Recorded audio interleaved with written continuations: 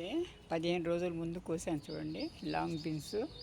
ఇది హార్వెస్ట్ చేస్తున్నాను.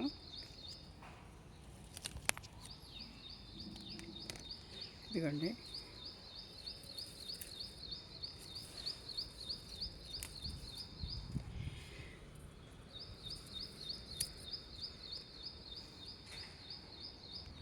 హలో అండి, అందరికీ నమస్తే.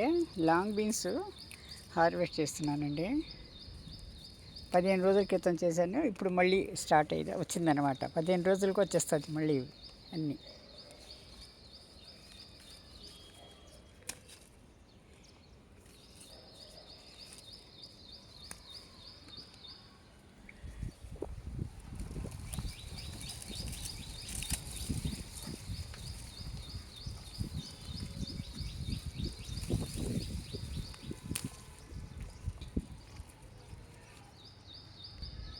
చూడండి, ఇక్కడ 3 చెట్లు నట్టానండి. 3 చెట్లలో అవుతుందన్నమాట.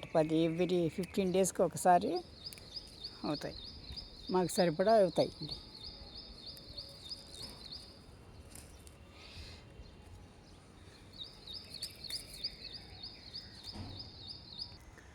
ఇదిగోండి, స్టార్ ఫ్రూట్ కూడా కోస్తున్నాను.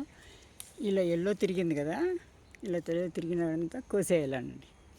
ఇది పండినట్టు అనమాట. తీయగా ఉంటుంది, స్వీట్గా ఉంటుంది.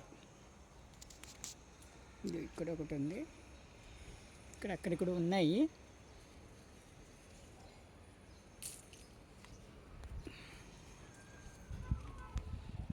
మెంతి కూర చూడండి, మొన్న వేసాను, బాగా వచ్చిందండి. కాకపోతే వర్షం పడి మొత్తం ఇదైంది. మళ్ళీ వేసాను, ఇప్పుడు వస్తున్నాయి చూడండి. 2, 3, 4 చెట్లు వేసుకుంటే చూడండి. ఇవంతా కిచెన్ వేస్ట్. ఇవన్నీ తీసి కాస్త ఎండలో 2 రోజులు ఎండబెట్టి తర్వాత గోతి తీసి పాతేస్తానంట. ప్రతి చెట్టు వెనుక పాతేస్తానమాట. అదే 20 కంపోస్ట్ అవుతుందండి, వర్మీ కంపోస్ట్. చూడండి, బ్రహ్మకమలం ఇంకొంచెం పెద్దదైంది. మనం మొగ్గలు చూపించాను కదా, ఇప్పుడు పెద్దదైంది చూడండి.